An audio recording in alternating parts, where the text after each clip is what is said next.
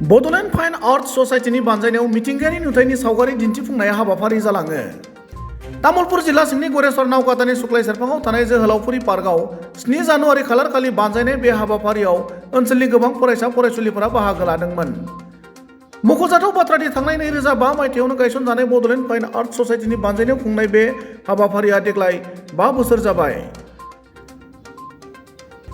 Bodoland fine arts ससाइटिनि सिङाव थानाय मोनथाम दालायनि फरायसाफोरखौ लानानै फुंबिलि 10 रिंगानिफ्राय सानजौफुनि 12 रिंगासिम मिथिंगायारि नुथायनि सावगारि दिन्थिफुंनाय हाबाफारिया जादोंमोन आरो बे सावगारिफोरखौ थोंजोङै गुवाहाटीयाव बिजिरनो हरनाय जागोन होनना बड'लेण्ड फाइन आर्ट्स ससाइटिनि गाहाय सामलायगिरि खगेन बर'आ मिथिहोयो। नैबे तामुलपुर जिल्लानि गोदानै दाजानाय नावकाटानि सिङाव थानाय बा जाबांपार सुक्लायाव थानाय जोहोलावफुरि पार्कआव मोनसे बड'लेण्ड फाइन आर्ट्स ससाइटि नावकाटानि आन्दाराव थानाय गंथाम branch Betagaon art centre, Sinegaon art centre आरो नावकाटा आर्ट सेन्टारखौ लानानै जयै बे गथ'फोरखौ नैबे गोदान बोसोर 2024नि 2 जानुवारिनि 7 खालाराव रबिबार सानाव जों दिनै बेयाव गथ'फोरनि बाथि सावगारि आखिनाय दिन्थिफुंनाय लादों हाबाफारि। बेयाव जोङो बे गथ'फोरनि बादायलायनाय सावगारिखौ जोङो थोंजोङै गुवाहाटीसिम हरनाय जागोन आरो बिनि डकुमेन्टस, गथ'नि एड्रेस, गथ'नि फट' बेखौ जों हरनाय जागोन।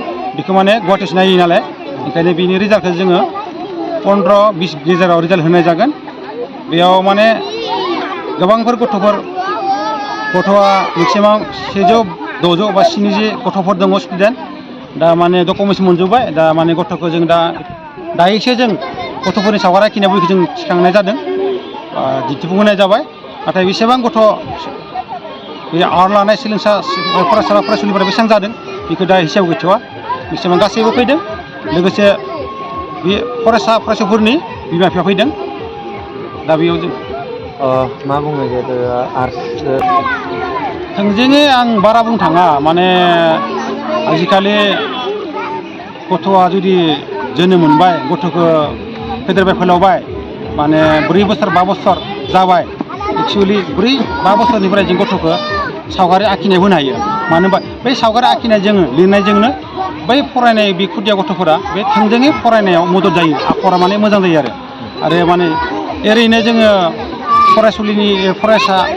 फरायसालिनिफ्राय फैनानै न'आव जों ओरैनो दोननो होआ गथ'खौ। जों माने जों हप्तायाव खननै क्लास लायोना, सुनिबार रबिबारे। बिनि बादैबो आं गुबुन बारावबो लायो, नाथाय जों मात्र सुनिबार रबिबार जों लायो। बै सुनिबार रबिबाराव जों गथ'फोरखौ दोनना लाखिनो, न'आव जानला मोनला दोनना लाखिनो माने बेस्थ' लाखिनो थाखाय जों आर्टआव होनांगोन। आरो सावगारि मोनसे आखिनो हायोब्ला सावगारिया माने आखिनायजों लोगोसेनो बे गथ'नि ब्रेन मेलेमाबो मोजां थोंजोङै थायो। बे सावगारि आखिनायजों लोगोसे फरायनाय मदद जायो। माने गोसोफोरा थिग थायो, मोजां जाहैयो। आरो बेजोंनो आजिखालि प्रेक्टिकेल प्रजेक्ट आजिखालि नांगौ जायो। आजिखालि फरायनायजों लोगोसे प्रेक्टिकेल क्लास 10, 7, 9, 10 निफ्राय जों प्रजेक्ट प्रेक्टिकेल नांगौ जायो।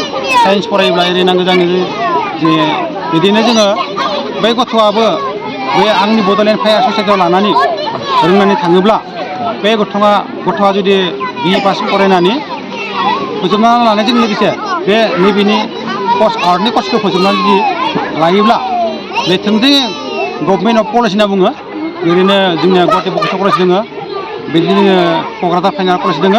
बिदिनो बे कलेजाव आंनिफ्राय डिप्ल'माखौ लांनानै थोंजोङै BE पास फरायनाय जोबोब्ला बे आर्टजों आङो बे आर्ट कलेजाव लगायहरनो हायो। नोंथांमोननि जिहेतु फाइन आर्ट्स कलेजनिफ्राय आंनियाव दिनै स्कुला नैबे माने 2005आव गायसनदोंमोन ना, नाथाय बिनि 3 बोसोरनि सिगाङावनो आङो माने लेखा लेखि खालामालाखैनो बिनि आगोलनिफ्रायनो गथ'फोरखौ फोरोंबाय थादोंमोन आङो। नाथाय दिनै स्कुला दिनैसिम गोदान बोसोरनि 2024 मायथाइयाव दिनै जोङो जानुवारि 7सिम जोङो रबिबारसिम जोङो दिनै 23 बोसोर रानिं जाबाय। बे 23 बोसोर गथ' आङो मथा मथि 100-200 सायाव गथ'फोरखौ माने गोरों गोरा खालामना हरदों। माने कम्पनि 6 बोसोर 7 बोसोर 8 बोसोर लानानै थांदों। नाथाय गथ'फोरा थांदोंबाबो बिनिफ्राय रोंनानै गथ'फोरा माने साख्रि लादों लायाखैखौ जों मिथिना मोनाखै। नाथाय आं जि आर्टआव फोरोंगोन आं बेखिनिखौ आङो गथ'फोरखौ नाम खालामना हरनो गोनां जादों, गराय हानाय जादों आरो।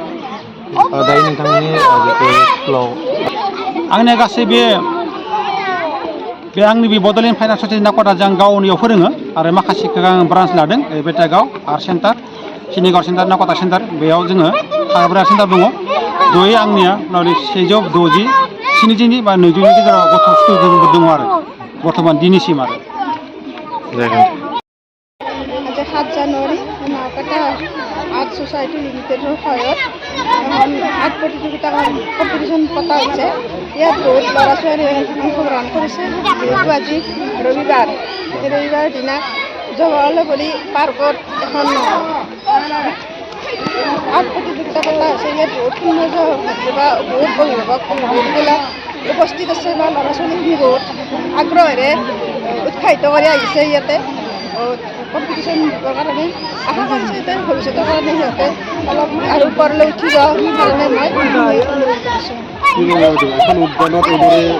প্ৰাকৃতিক সৌন্দৰ্য আহিছে যিহেতু পাৰ্কত যিখিনি বস্তু আছে সেইখিনিয়ে সিহঁতে চিত্ৰাংকন প্ৰতিযোগিতা আৰম্ভ কৰিছে সিহঁতে